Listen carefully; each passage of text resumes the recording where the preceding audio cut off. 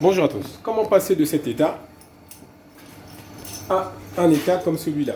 Un peu plus performant, un peu plus récent, contrairement à ce modèle qui est très ancien, assez vétuste. Voilà, donc c'est tout simple. Du coup, il faut procéder à différentes modifications électriques par le biais du câblage électrique que vous avez ici, avec différents composants, comme vous avez ici.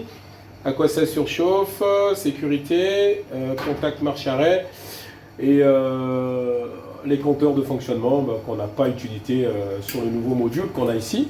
Donc comme vous pouvez voir, on a juste l'Acosta limiteur, le thermomètre de température et le voyant défaut brûleur et la touche marche et le réarmement surchauffe chaudière.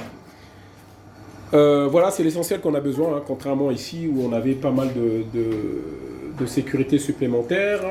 Voilà, donc ici, on va juste inhiber tout ce qui va être report de compteur. On va conserver simplement la partie protection surchauffe normale, marche-arrêt et un des Acosta en façade pour pouvoir gérer le démarrage, donc la première allure. La deuxième allure va se faire simplement par le biais de l'Acosta deuxième Acosta qui est carrément situé derrière, caché. Donc avec la trappe ici, on a la possibilité d'y accéder une fois que tout est fermé. Voilà, vous ouvrez, vous dévissez les deux vis, vous descendez l'Acosta et on s'en sert comme seconde allure. Donc pour accéder à la puissance maxi du brûleur. Et sinon, on se réfère aussi aux prises européennes qui est située au niveau du brûleur pour identifier les bornes T1, T2, mais aussi les bornes B3 et S1 ou S2. Voilà.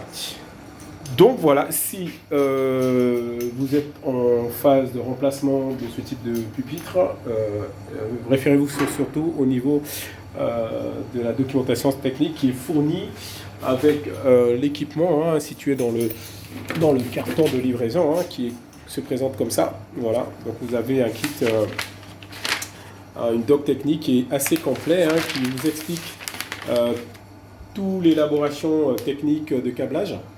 Donc voilà, c'est très important. Et puis, travailler en sécurité, isoler les circuits électriques et pensez à consigner en fermant votre vanne gaz, étant donné que vous êtes à proximité, il n'y a aucun risque. Voilà, bon courage à tous et à très bientôt sur d'autres vidéos. Ciao.